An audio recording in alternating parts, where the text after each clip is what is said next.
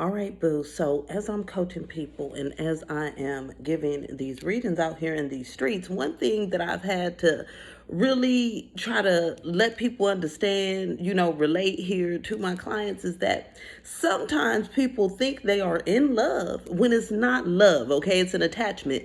And I hate to say, I've checked lots of energy in my lifetime, tens and thousands of people across the world, all right?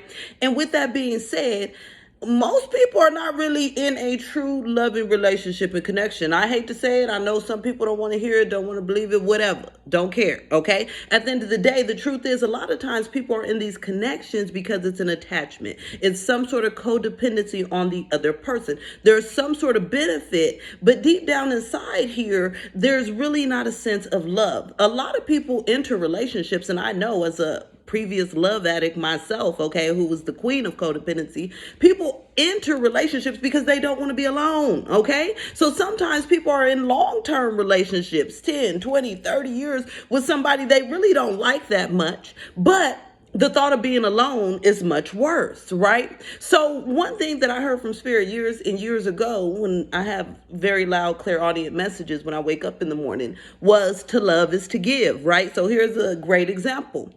So if to love is to give, but you constantly got to find yourself begging your partner to do anything for you, give you anything, do anything for you, it's because they really don't love you, boo. I'm sorry, okay? They're used to you. They're attached to you, but they're not even willing to make any sacrifices, give anything, do anything extra. It's because the love is not there, okay? So we need to rework on it. Not to say, I mean, if you're married and stuff, you can work on these things and reignite the love and reignite the flame, right? But in some cases, it might not be worth it. If you find yourself more irritated by the person you with, you despise them, you love them and hate them, that's because it's an attachment, baby. Okay, that's an attachment. That's not love. If you hate the person, if you feel like at times you wish that bad things would happen to them, if you resent them, okay, if you wish they would get what's coming to them and all of that, then that's not love, baby. That's an attachment. That's a codependency. That means you're used to this person, but you really don't want to be alone. And that's what a lot of people do. They stay in relationships they don't want to be in because they don't want to be alone.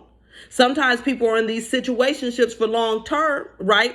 And then they sick when the person leaves the situationship and then go and marry somebody or get in a real committed relationship. That's because they never loved you, boo. It was because y'all were both a means to an ends to each other. It's a using of each other. It's called, again, codependency, okay? So when you're building connections here, it's important to focus on building what is true love, which is going to be fostered from a sense of compassion, understanding, equal giving and receiving, okay? Actually caring about each other's feelings, empathy, right? Actually wanting to protect each other. There's no sense if you constantly fighting, if you constantly backbiting, if you constantly hating on your partner and vice versa, that's not love, baby. That's a codependency at the end of the day. If you find yourself constantly talking trash about your partner to somebody else, that's because you're tired of them, okay? It's a codependency. You're just attached. So part of really being in tune with your spiritual self and your higher self is to not allow yourself to get drawn into toxic attachments, okay? So if you have some toxic attachments, you need to be assessing yourself and checking yourself and asking yourself, why is it that I am with this person even though they make me miserable? Why is it that I'm with this person even though I resent them and they make me sick, okay? Why is it that I'm with this person but I wish ill will on them?